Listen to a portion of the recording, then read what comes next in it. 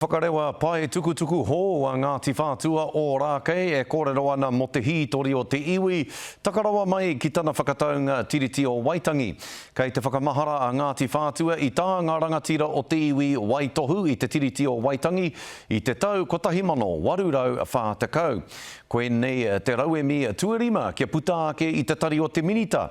He wāhanga o te hōtaka e pāna ki ngā whakataunga tiriti e kia nei ko te tai. The project itself was a project undertaken in conjunction with the Ministry of Heritage and Culture, Te Manatū Taonga, and Ngāti Whātua o Rākei, that sought to map out and lay out our chronological history that stemmed beyond Muri Whenua. Kei te kōtia Ngāti Whātua i tēnei wā e pakanga ana ki te karauna o tira ki tō rātou hia kia hoatu i etahi tūtanga whenua i te rohe o Ngāti Whātua hei whakatau i te tono raupatu a ngā iwi o Pare Hauraki.